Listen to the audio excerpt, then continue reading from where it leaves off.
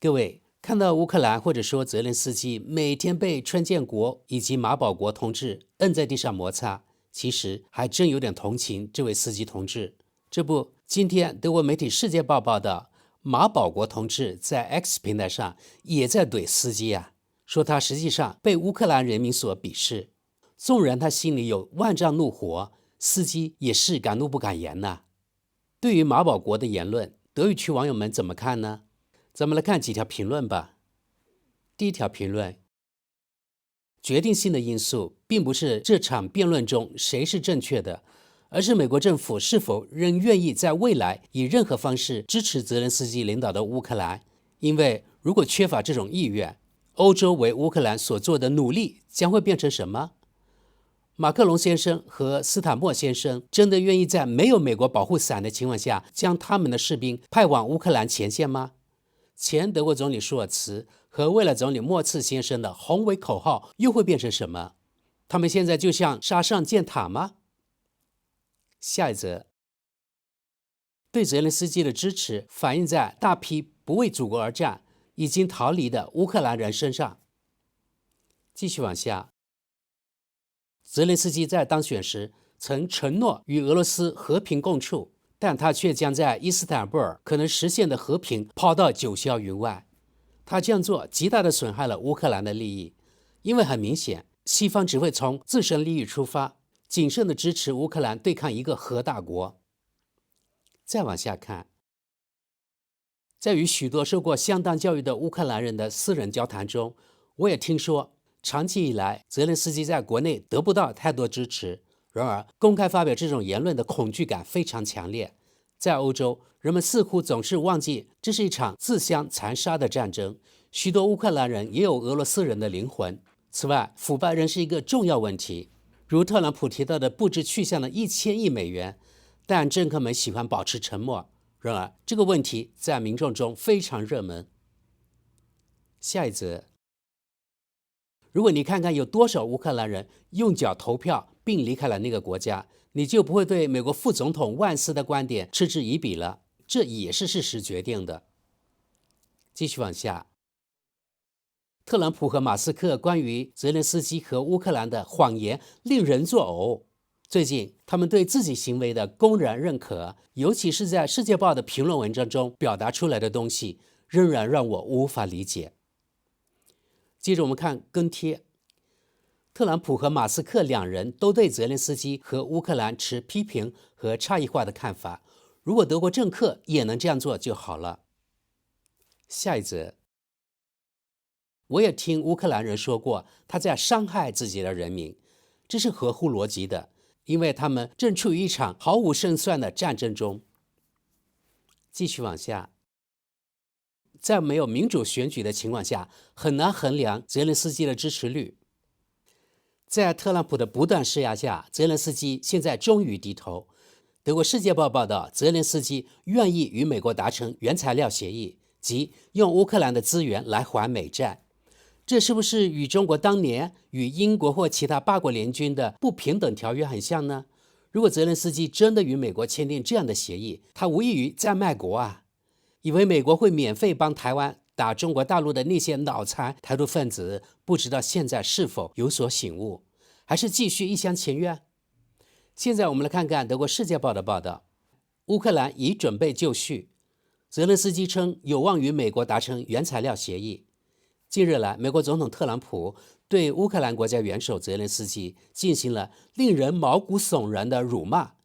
可能的背景是关于乌克兰稀土等财富的谈判。在美国和乌克兰之间经过多日的争论之后，双方在原材料协议问题上出现了一些松动。乌克兰国家元首泽连斯基在 X 平台上写道，乌克兰已准备好与美国总统签署一份强有力的、有效的投资和安全协议。此前，他在基辅会见了美国总统特朗普的乌克兰问题特使凯洛格。泽连斯基说，这次会晤富有成果，与凯洛格的讨论也很愉快。然而，凯洛格没有按计划与泽连斯基一起出现在媒体面前。据乌克兰媒体报道，因美方要求取消了新闻发布会。乌克兰正遭受俄罗斯机的攻击，特朗普将美国对乌克兰的援助与获取其稀土储备挂钩，这些矿藏被认为具有丰富的经济利润和重要的战略意义。然而，泽连斯基拒绝了华盛顿的初步协议草案。据报道，美国要求获得这些原材料收入的50%，并想用它来偿还已经提供的军事援助。据基辅称，文件中没有包括防止俄罗斯继续侵略的安全保证。泽连斯基解释说，我们必须也能够实现强大而持久的和平，这样俄罗斯就再也不会对乌克兰发动战争了。与此同时，据美国新闻门户网站 Axios 报道，特朗普政府向基辅递交了一份新的协议草案。该网站援引参与谈判过程的人士的话说，草案中乌克兰无法接受的一些条款已被修改。特朗普的安全顾问华尔兹要求泽连斯基回到谈判桌前，这是谈判，在谈判中大家进行磋商。对乌克兰来说，没有什么比美国对乌克兰长期繁荣的投资更好的保障了。华尔兹将特朗普最近几天的辱骂归因于对泽连斯基犹豫不决的愤怒。华尔兹告诉亲特朗普的美国福克斯新闻，特朗普总统显然已经公开表达了他的不满，因为我们给了乌克兰人一个美国在乌克兰共同投资的难以置信的历史性机会。美国总统称泽连斯基是不允许选举的独裁者，他还声称乌克兰因为正在持续的战争负责。好的，朋友们，咱们来看看网友们的评论。第一条评论：美国获得了原材料，而德国承诺给乌克兰无条件提供财政援助。下一则：这就是铁腕做生意的方法，眼角瞎似的德国和欧洲人只能一无所获，而且还得买单，这就像一个好莱坞的电影故事。继续往下，显然特朗普又做对了一切，德国什么都白送，走向崩溃。再往下，美国这样的国家为本国人们的利益着想，而德国这样的国家专门背弃本国人们的利益。当然，德国喜欢当道德教师爷。下一则，有一点不得不佩服特朗普，他总能如愿以偿。我们看跟帖，或者也可以说他不择手段。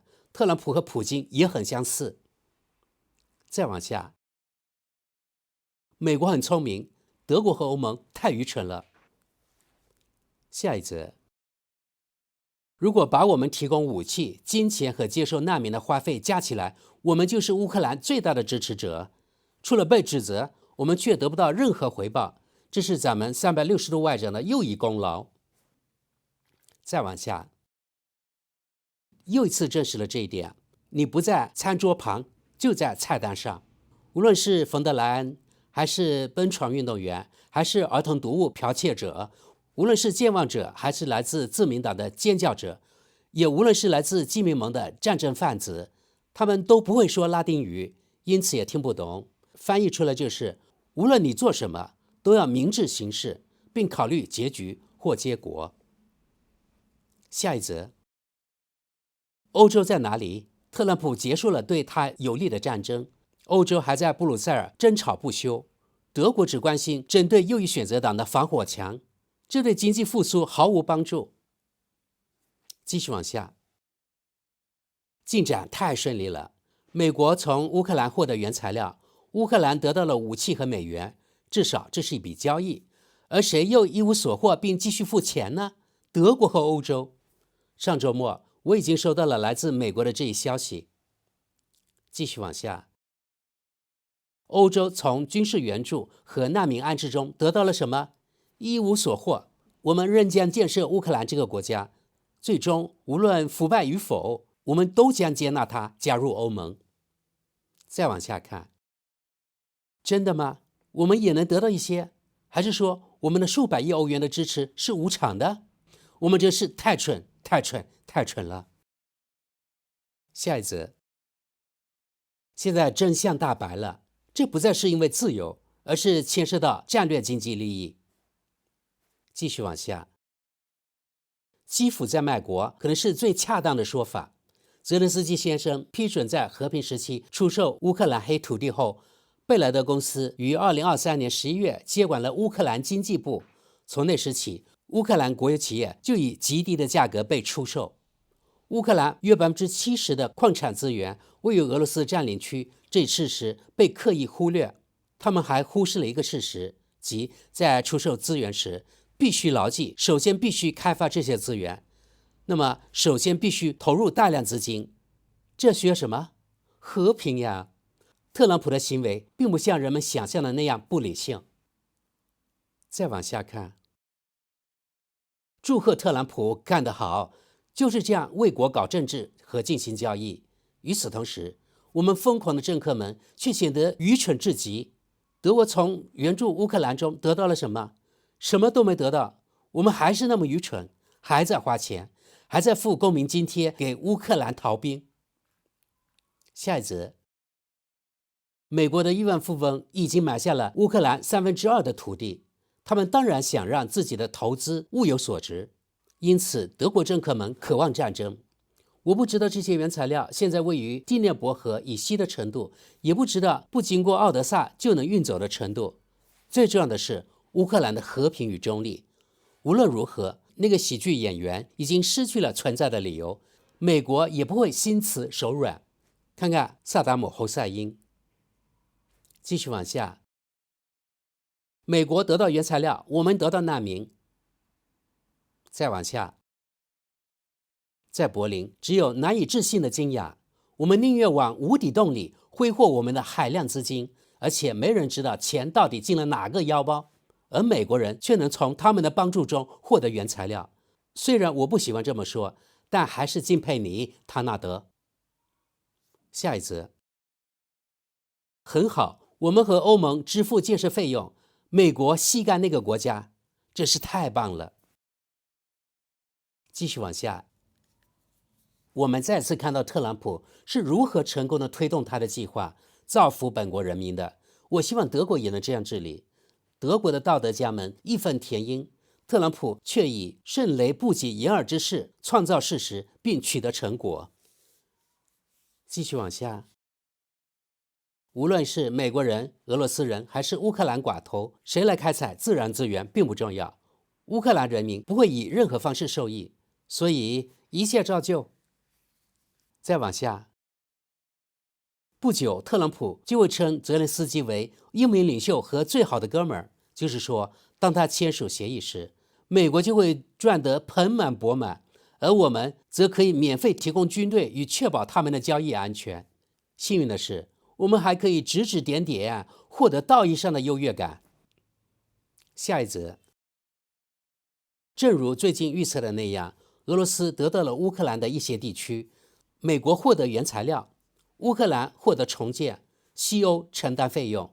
这将是一笔天价的费用，因为在腐败的乌克兰，大部分资金将流向寡头。我们的道德家们认为这样做是正确的。在德国，我们将增加一项乌克兰团结税，当然我们会给它取一个别的名称，比如美丽和平金或类似的东西。我们看最后一条评论啊，据报道，美国要求获得这些原材料收入的50%，并希望用这笔钱来支付迄今为止提供的军事援助。为什么没有一个严肃的记者提到美国的整个援助不是礼物，而是贷款？这些贷款必须偿还。如此表述或简单的采用美国人现在才确保偿还其援助这一不准确的说法，都是对事实的歪曲。好的，朋友们，今天就到这里。看来呀，乌克兰这个喜剧演员真的要跟川建国签订一个现代版的不平等卖国条约了。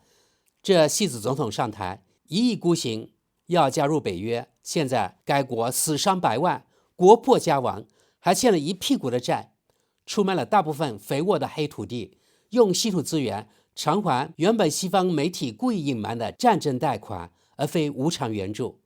这样的败家子竟然可以在西方国家当座上宾数年，成为西方反俄的英雄及偶像，实在太讽刺了。这也让全世界看清了以丑国为首的西方的虚伪及丑恶嘴脸。